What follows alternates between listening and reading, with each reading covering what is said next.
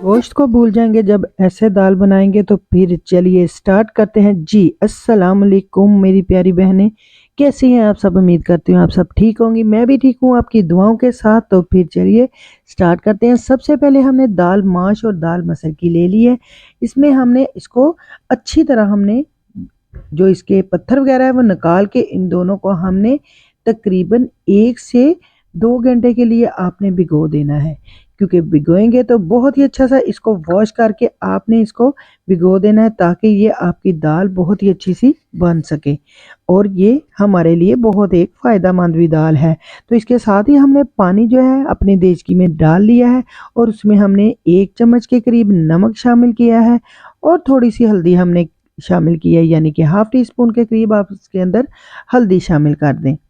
इसके साथ ही हमने इसको थोड़ा सा बॉयल होने के लिए रख दिया है, ताकि हमारा ये पानी हल्का सा गर्म हो सके। और उसके बाद जो दाल हमने भिगो के रखी हुई थी वो हमने इसके अंदर शामिल कर देनी है। दाल बहुत ही मज़ेदार और टेस्टी बनने वाली है। आज की ये दाल की रेसिपी तो आपको हिला के रख देगी कि ये किस तरह हमने बनाई है। तो हमने सबसे पहले दाल को इसके अंदर डाल दिया और इसको हमने बॉयल कर लेना है। दाल हमारी बहुत अच्छी सी देखें बॉयल हो चुकी है। दाल हमारी झटपट से ये बनने वाली दाल है। तो इसके साथ ही हमने दाल को बॉयल करके एक साइड पे रख लेना है और नेक्स्ट स्टेप हमने करना है, इस दाल का तड़का तैयार करना है।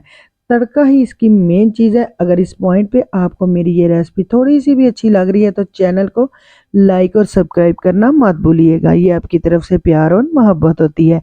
तो इसके साथ ही हमने हाफ कप के करीब उसके में घी शामिल किया है फ्राई पैन में, और साथ ही अदरक लहसुन का पेस्ट है, और साथ एक टमाटर है, एक प्याज है और 2 से 4 हरी मिर्च हमने काट के रख ली है।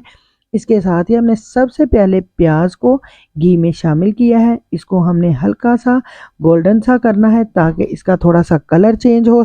1 से 1.5 मिनट लगेगा और इस प्याज़ों का जो है कलर इसका गोल्डन सा हो जाएगा। उसके साथ ही हमने 2 चम्मच के करीब जो अदरक लहसुन का पेस्ट शामिल करना है इसके अंदर, और इसको भी हमने हल्का सा गोल्डन करना है, ताकि इसका भी कच्चापन ख़त्म हो सके। मसाला हमारा ये बहुत ही अच्छा सा रेडी होने वाला है। आप देखिएगा कि ऐसा तड़का तो शायद ही आपने लगाया होगा। इसके साथ ही हमने एक तेज़ पत्ता डालना है और एक हमने दालचीनी का टुकड़ा इसके अंदर शामिल कर देना है, और साथ ही हमने हरी मिर्च शामिल करनी है और टमाटर जो हमने काट के रखा है वो भी हमने इसके अंदर साथ ही हमने शामिल कर देना है।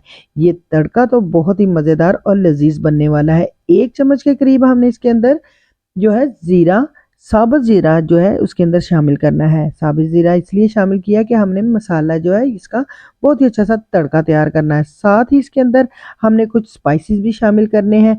उससे पहले हम थोड़ा सा इसके अंदर पानी शामिल करेंगे, ताकि ये तड़का हमारा बहुत ही अच्छा सा इसमें मिक्स हो सके और ये इसका कलर भी बहुत ही अच्छा सा आ सके।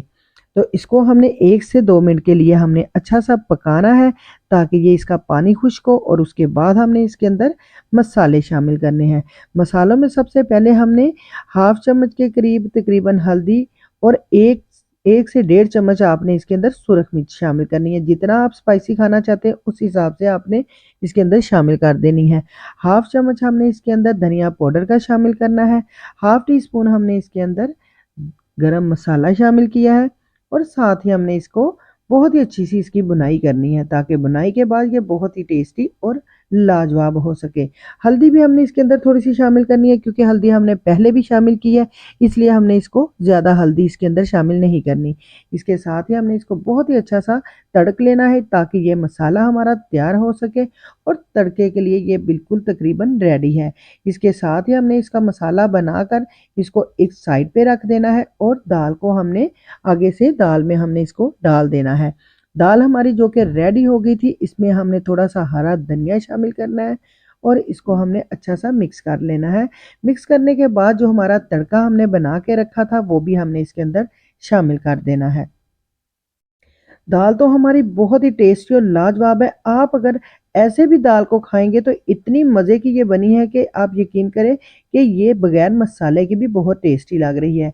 इसी के साथ हमने जो मसाला तैयार किया था वो तमाम हमने इसके अंदर शामिल कर दिया है, और इसको अच्छा सा हमने मिक्स कर लेना है। मिक्स हमने बहुत ही अच्छा सा करना है, ताकि तमाम मसाला जो है हमारा दाल के अंदर मिक्स हो सके। तो अगर आपको मेरी ये रेसिपी ज़रा सी भी अच्छी लग रही है तो चैनल को लाइक और सब्सक्राइब करना मत भूलिएगा। तो ये दाल आपको कैसी लगी है ये आपने ज़रूर मुझे कमेंट्स में बताना है, और आप कहाँ से बात कर रहे हैं ये भी आपने मुझे ज़रूर बताना है। तो मेरे चैनल को फॉलो और लाइक करना मत भूलिएगा। आप दाल को रोटी के साथ, नान के साथ, पराठे के साथ मज़े-मज़े से खा सकते हैं, और साथ ही हमने आज इसके साथ चावल बनाए हैं। चावलों के साथ तो ये और भी ही जायका देती है। ऐसी मज़ेदार ये दाल है कि आप यकीन करें कि दिल करे बार-बार खाने को। इसी के साथ अब दें मुझको इजाज़त, फिर मिलेंगे नई रेसिपी के साथ। तब तक के लिए अल्लाह हाफ़िज़।